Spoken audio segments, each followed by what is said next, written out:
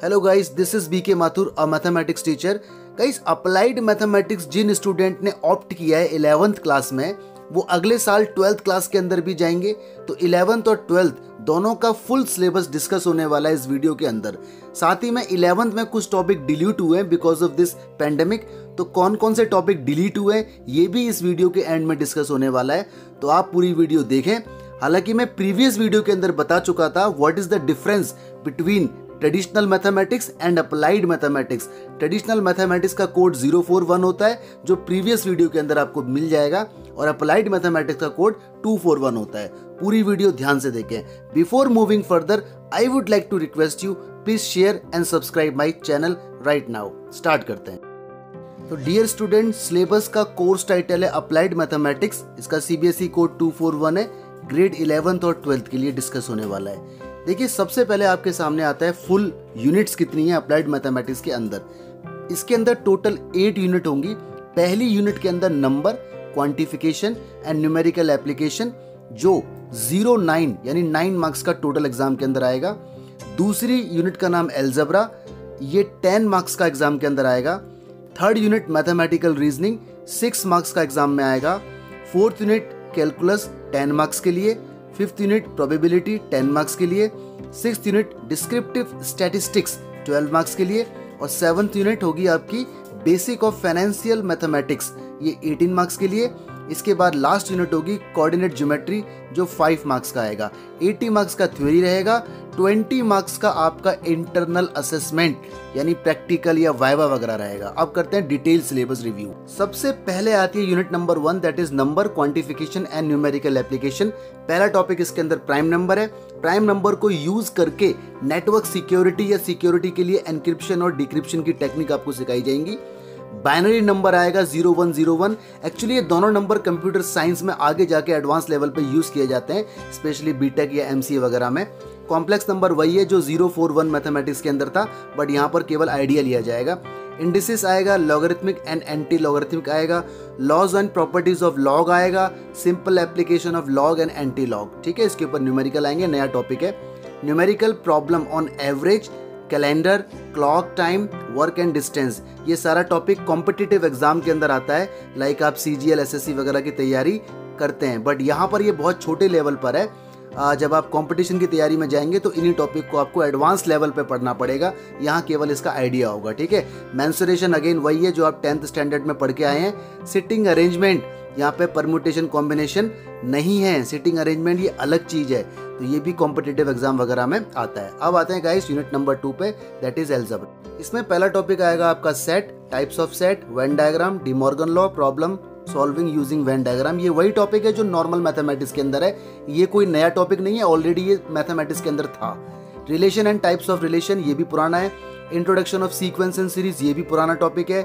AP GP, ये भी पुराना टॉपिक है। एएमजीएम में रिलेशन, ये भी पुराना है। Basic concept of permutation combination, ये भी ओल्ड है। Permutation, circular permutation, permutation with restrictions, ये भी पुराना टॉपिक है। कॉम्बिनेशन विद स्टैंडर्ड रिजल्ट, ये भी पुराना टॉपिक है। तो कुल मिला के जो 041 मैथमेटिक्स है उसी के टॉपिक इसके अंदर डाल दिए गए, कुछ नया नहीं है। अब आते हैं यूनिट 3 पर, that is mathematical and logical reasoning. पुरानी मैथमेटिक्स जो 041 जिसका कोड है, उसके अंदर ये चैप्टर नंबर 14 है, और यहाँ पर ये यूनिट 3 के अंदर आ गया है। सारा वही है जो उसके अंदर था, ठीक है, लेकिन इसके अंदर कुछ लास्ट में टॉपिक नए डाले गए हैं, तो वो भी हम इसके अंदर देखेंगे। ठीक है, यूनिट 4 आ गया कैलकुलस। इसके अंदर आप पढ़ेंगे इंट्रोडक्शन फंक्शन, ये 041 के अंदर भी था। डोमेन एंड रेंज, ये भी पुराना टॉपिक है। Types of function, this is also old. ठीक है, graphical representation of function, this is also old. Limit on continuity, ये भी पुराना है। इंस्टेंटेनियस रेट ऑफ चेंज, ये 12th क्लास से उठाया गया है। Differentiation as a process of finding derivative, this is also old. Derivative of algebraic function using chain rule, this is also old. Tangent line and equation of tangent, ये भी 12th standard से उठाया गया topic है। तो 2-3 topic इसके अंदर 12th class के डाले गए हैं। अब आते हैं unit number 5, that is probability. देखिए गाइस, प्रोबेबिलिटी के अंदर सारे टॉपिक वही हैं जो पुरानी प्रोबेबिलिटी में हुआ करते थे, यानी कोड 041 ऑलरेडी है, बल्कि इसके अंदर 2 टॉपिक एक्स्ट्रा और आ गए हैं जो आप पढ़ोगे। Number 1, law of total probability and Bayes theorem, ये 12th क्लास से लाया गया टॉपिक है, जो 12th क्लास के अंदर मैथमेटिक्स में अभी भी है, वही टॉपिक 11th में डाल दिया गया है। ठीक है। हाँ जी, अब आता है unit 6 that is descriptive statistics.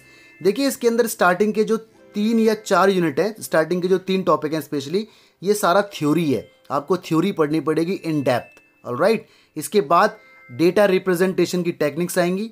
इसके बाद फिर स्टैट्स स्टार्ट होगा, core, central tendency, dispersion, deviation, variance, skewness and kurtosis, advance level की स्टैट्स इसके अंदर आ चुकी है। Percentile rank and quartile rank, ये भी एडवांस लेवल की है। कोरिलेशन के एक्चुअल में तो 4 मेथड होते हैं, बट यहाँ पे 2 मेथड डाले गए हैं, पियर्सन और स्पीयरमैन, ओके। और application of descriptive statistics using real time data, यानी यहाँ पर आपको स्टडी करना पड़ेगा, केस स्टडी। तो स्टैट्स यहाँ पे थोड़ा सा एडवांस लेवल की है, जो 041 में स्टैट्स थी उससे कहीं डबल ट्रिपल स्टैट्स इसके अंदर डाली गई है। तो गाइस स्टैट्स आपको पढ़ना पड़ेगा इन डेप्थ। अगला आ गया unit number 7 that is basic of financial mathematics. तो गाइस फाइनेंशियल मैथमेटिक्स के अंदर आपको बिल्कुल न्यू एक्सपोजर मिलेगा। हालांकि स्टार्टिंग का टॉपिक वही है जो आप छोटी क्लासेस के अंदर पढ़ के आ चुके हैं, सिंपल इंटरेस्ट और कंपाउंड इंटरेस्ट। इसके बाद टोटल नया टॉपिक मिलेगा, ये कॉम्बिनेशन है अकाउंट्स का और फाइनेंशियल मैथमेटिक्स का, जिसको एफएम भी बोला जाता है, ठीक है। तो देखिए इसके अंदर आपको थोड़ा सा एफर्ट लगाना पड़ेगा, नया टॉपिक है। एक्चुअली ये वही टॉपिक है जो हम लोग अपने टाइम में पढ़ा करते थे। एक्चुअली इन द ईयर 2000 3 तरह की मैथमेटिक्स हुआ करती थी, part A, part B, part C. तो वही जो मेरे टाइम पे जब मैं स्टूडेंट हुआ करता था, वही वाला सिलेबस अब आपके लिए अप्लाइड मैथमेटिक्स के अंदर डाल दिया गया है as a financial mathematics, alright. तो ये टॉपिक आपके लिए बहुत नया होगा, इसके अंदर काफ़ी सारी प्रैक्टिकल चीज़ें होंगी और टॉपिक बड़ा मज़ेदार है, कोई दिक्कत आपको आने वाली नहीं है, बस इंटरेस्ट के साथ पढ़ना। अब आ गया unit number 8 that is coordinate geometry. इसके अंदर आप पढ़ेंगे 3 topic, straight line, circle and parabola. ये 3 टॉपिक एक्चुअली 2 चैप्टर का कॉम्बिनेशन है। जो 041 मैथमेटिक्स है उसके 2 चैप्टर मिला के ही एक टॉपिक बनाया गया है, ऑलराइट। इसके बाद आपका प्रैक्टिकल होगा, उसके अंदर जो भी स्प्रेडशीट, एक्सेल शीट पे जो आप बनाएंगे डेटा वगैरह, वो आपको देखने को मिलेगा। तो प्रैक्टिकल वगैरह तो आपके स्कूल में होंगे, ठीक है। अब आ गया ग्रेड 12th क्लास के कुछ टॉपिक्स आ गए, ठीक है। इसके अंदर पहली यूनिट होगी number quantification and number application, numerical application. ये वही टॉपिक है जो 11th में था, लेकिन कंटेंट बदल जाएगा। इसके बाद एल्जेब्रा, ठीक है, इन्फेरेंशियल स्टैटिस्टिक्स आएगा, index number and time based data आएगा, कैलकुलस, फाइनेंशियल मैथमेटिक्स का लेवल बहुत एडवांस होने वाला है, लीनियर प्रोग्रामिंग आएगी, प्रोबेबिलिटी आएगी। मार्क्स इनके सामने आपके लिखे हुए हैं, 80 मार्क्स की थ्योरी, 20 मार्क्स का प्रैक्टिकल असेसमेंट। तो देखिए अब detailed analysis. Unit number 1 number quantification and numerical application. देखो सारे कंटेंट चेंज हो गए जो 11th क्लास में था, यूनिट वही है बट कंटेंट चेंज है। सबसे पहला है मॉड्यूलो अर्थमेटिक, नया टॉपिक है, अगेन कंप्यूटर साइंस का टॉपिक है, ठीक है। कॉन्ग्रुएंस मॉड्यूलो, ये भी कंप्यूटर साइंस का टॉपिक है, नया है। Simple arithmetic function, this is also new. Alligation and mixture, competitive के टॉपिक्स हैं। Numerical problem on boat and stream, ये वही है जो आप छोटी क्लासेस में पढ़ते थे, लेकिन लेवल इसका एडवांस हो गया है। पार्टनरशिप, कॉमर्स का टॉपिक आ गया। पाइप एंड सिस्टर्न, ठीक है, नया टॉपिक है कॉम्पिटिटिव का। Races and games, scheduling, numerical inequalities. तो ये सारे टॉपिक आपके सामने नए आएंगे जो आप पहली बार पढ़ने वाले हैं, मजेदार टॉपिक होने वाले हैं 12th क्लास के अंदर, ठीक है। यूनिट 2 आता है एल्जेब्रा। तो गाइस ये कोई नया टॉपिक नहीं है, ये वही टॉपिक है जो अभी भी मैथमेटिक्स के अंदर है। इसके अंदर एक नया टॉपिक इंट्रोड्यूस किया गया है, क्रैमर्स रूल, ठीक है। ये एक्चुअली बीकॉम में हुआ करता था। अब आ गए हम नेक्स्ट टॉपिक पे, दैट इज कैलकुलस। तो इसके अंदर एप्लीकेशन ऑफ डेरिवेटिव है, इंक्रीजिंग डिक्रीजिंग, ये भी वही टॉपिक है जो ऑलरेडी हम पढ़ चुके हैं। कुछ कॉमर्स के टॉपिक इसके अंदर डाले गए हैं, लेकिन 3-4 टॉपिक देखो एंड में बिल्कुल नए पढ़ने वाले हो आप, जैसे ग्रोथ और डीके मॉडल पढ़ने वाले हो, ठीक है। तो ये भी जो एग्जिस्टिंग टॉपिक है उसके साथ 1-2 टॉपिक नए इसके अंदर डाले गए हैं। अब आ गया unit number 4 that is probability.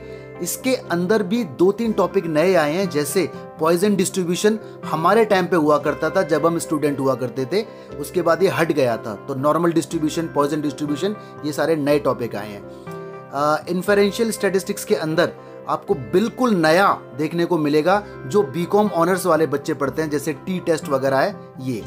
Unit 6 आ गया index number and time based, ये टोटल प्योर स्टैटिस्टिक्स इसके अंदर दोबारा डाल दी गई है, ठीक है।